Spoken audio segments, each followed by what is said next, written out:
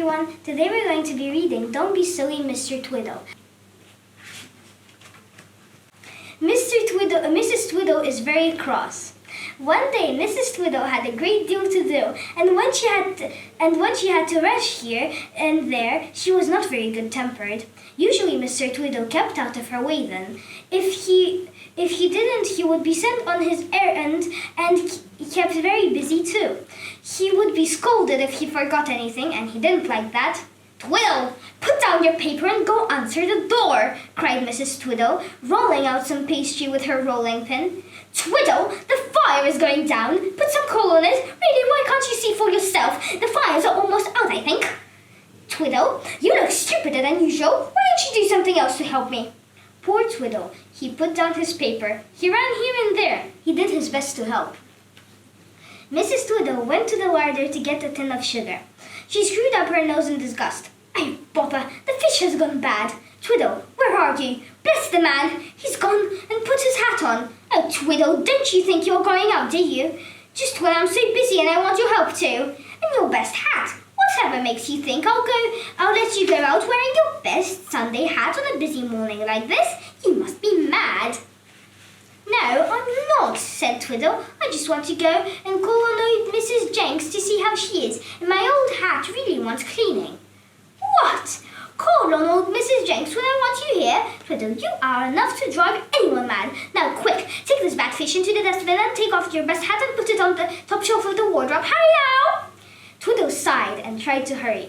He took off his best hat. Mrs. Twiddle pushed the dish of the bad fish into his hand. She turned to go out of doors to the dustbin. "If only I could have slipped something out when she wasn't looking," thought Mr. Twiddle as he took off the dustbin lid. He put in his best hat and slapped the lid on again. Then he went indoors. He ran upstairs and put the dish of bad fish on the shelf in the wardrobe where all the hats were kept. He was so busy thinking of how unlucky he was that morning that he didn't notice what he was doing at all. That was exactly like Mr. Twiddle. The dearest, kindest old thing, but oh, the silly things he did.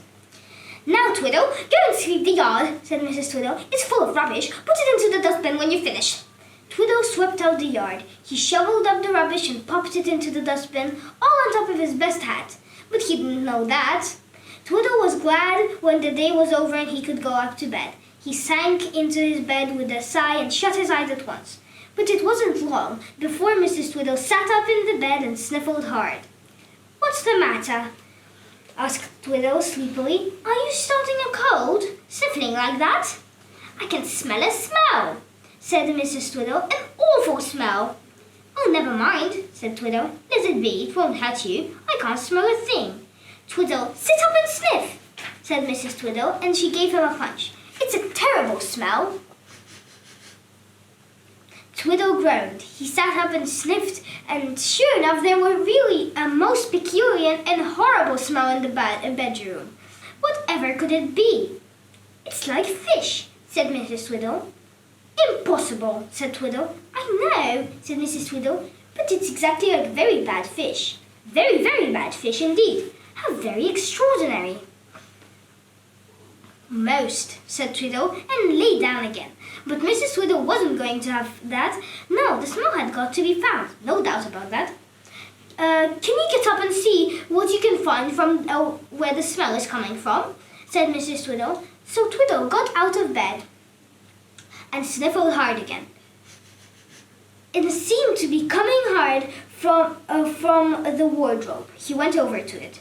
He opened the door, and at once the smell came out 10 times stronger. "Oof!" said Mrs. Twiddle. "It must be something the cat brought in. How simply disgusting. Twiddle, look in the wardrobe."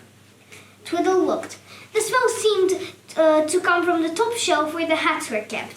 He stood on a chair and looked, and there amongst the hats was the dish of bad fish. Twiddle stared at it in horror. How in the world could he have been so stupid as to put it there? He stood still for such a long time that Mrs. Twiddle grew impatient. "What's the matter, Twiddle? What's in the wardrobe?" "Fish," said Twiddle in a small voice. "Fish!" said Mrs. Twiddle, not at all believing him. Don't be silly. Fish couldn't get into the wardrobe. It is fish, said Twiddle. I'll take it downstairs and put it into the dustbin. Most extraordinary thing. Never heard of such a thing in my life. Can't think what the cat's been up to take fish into the wardrobe. Nor can I, said Mrs. Twiddle, angry and puzzled. Twiddle, it's cold tonight. Just put your best hat on and your coat and I sent your old hat to be cleaned this afternoon. Twiddle looked for his best hat. It wasn't there. It's not there, he said. It must be, said Mrs. Twiddle impatiently. You put it there yourself this morning. Find it at once, or I'll come look for it. Twiddle turned pale. He suddenly knew what happened. He must have put his best hat into the dustbin, and he put the bad fish into the wardrobe. Mrs. Twiddle could wait no longer. She jumped out of bed and went to find Twiddle's hat. She saw the dish of fish. She stared at Twiddle, and he stared back, red in the face now instead of white. Poor Twiddle. Twiddle! The cat may be clever enough to carry fish into the wardrobe, but not on a dish. You must have put it there, dreaming as usual. But oh, Twiddle, don't tell me you put your lovely best hat into the dustbin. Twiddle didn't tell her. She knew. He went downstairs with the bad fish and made his way onto the yard.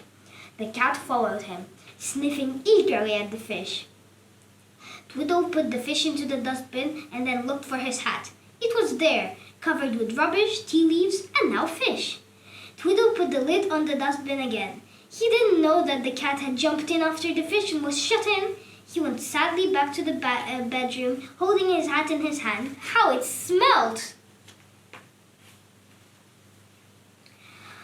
Mrs. Twiddle said a lot to him, and he had to listen. It was a long, long time before he went to sleep. When he woke up, he remembered what happened. I must be very, very careful today, he thought. I'll do nothing to make Mrs. Twiddle angry at all.